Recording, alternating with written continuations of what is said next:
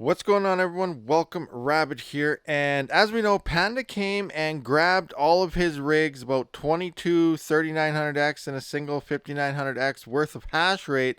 So I'm kind of curious, how much hash rate do I have left? Now, I don't have anything plugged in or anything, so I can't turn them on and check.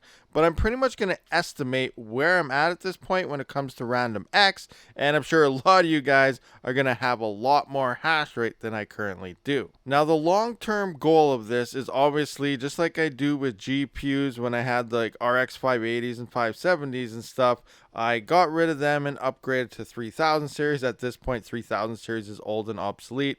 I need to eventually upgrade those to maybe 5000 series stuff. But the same thing I'm trying to do here. So I'm getting rid of some older hardware, and I need to upgrade from the 3000 series upwards to the 7000 series because it's more efficient. You get more hash for the power that you actually use. Now let's just go through rigs that I have left. Now these two right here, 3950Xs, they are sold, so I'm not counting those. I think one of these 5950Xs are sold. I have to go through everything. I might have one left, but for this video, I'm going to count both of those as gone because I can't remember if I sold 2 or 3 of them. So I might have one left, but I'm not 100% sure. But I do have a 5900X left right there. Two 7900Xs are down there. We got the single Epic 7742 and the dual Epic 7742. So like this is based on random X hash rate. This is about 48 kilohash, and this is about 96 kilohash, 94 to 96. Not 100% sure, but that's about where we sit on these two rigs. The 5900X is anywhere between 12 and 14 kilohash, depending on the RAM and timings that you use there. 7900Xs are around 18 kilohash. Over here we have, I think 2 more 7900Xs are in this batch somewhere, as well as the rest of these, which is 1, 2, 3, 4, 5, 6, 7, 8, and then 9, 10. So 2 of those are 7900Xs. The rest are 7950Xs and 7950X3Ds, which are around, as we said, 18 kilohash above for the 7900X. And the X3Ds and the 7950X ones here are about 22 to 23 kilohash. Now, I am going to count my workstation as well, as I do mine on it when not using it. So obviously here we do have a 7950X3D.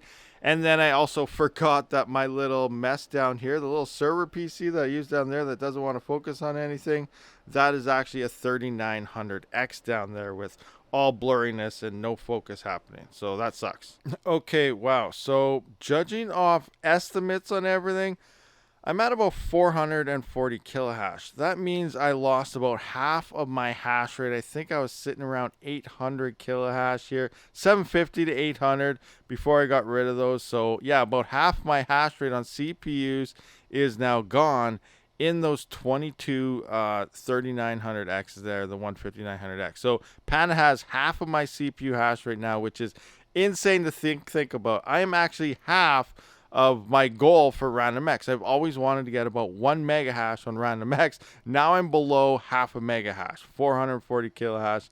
That's crazy. That's crazy to think about. I feel like I lost a whole bunch here. But, eventually we will get it back. We'll see how things go. Or, it's hard to say. We're at the peak here, and depending how this run does do, we're going to have to feel out the next year. And there's a possibility that maybe because GPUs suck so much, it may have to stack up GPUs for the next cycle, as people may be stacking CPUs this cycle. But then again, with all the AI stuff and everything that's going on and algorithms that require both GPUs and CPUs, it's really hard to say how the next cycle will play out for us all. Alright, so now that I'm sitting at about 440 kilohash estimate here, remember that's not counting these ones here because I do believe they're sold, so I didn't even calculate them, but I technically have a little bit more in the house right now, but nothing is hooked up. But I'm going to take a look at Monero and Tari profitability based on that 440 kilohash just to see how much I may potentially be making right now if I can hurry up, get everything moved to the garage,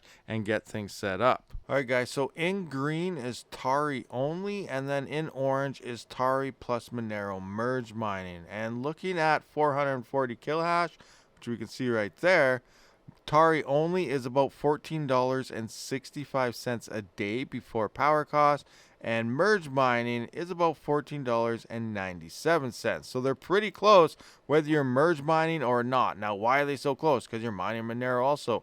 You got to consider network difficulty and stuff. Let's take a look at the network hash rates.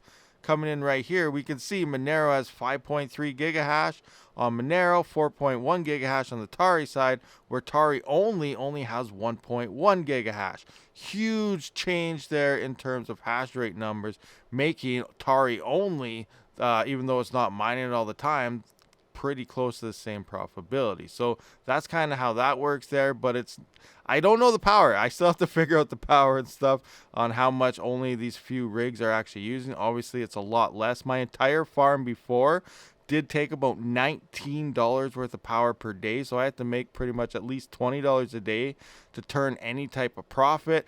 Obviously, we lost 22 rigs, so I guess that's a huge drop in power there. So I'm gonna have to turn these on eventually here, obviously, and calculate my new power costs. But right now we're sitting at about $14 to $15 before any type of power cost, based on 440 kilohash. Alright guys, so that pretty much does wrap up this video. If you're looking for any type of build list for a 7000 series or 9000 series with all the parts and everything, check them links down in the description for CPU mining builds. Let me know what you're doing with your farm. Are you CPU mining, GPU mining, trying to update to new stuff? Are you moving to AI? How are you moving your farm around based on the current market conditions? And also hit that subscribe button, guys. We're on our way to 100,000 subscribers, and it would be awesome to hit that sometime this year. I'll see you on the next one. Rabid out.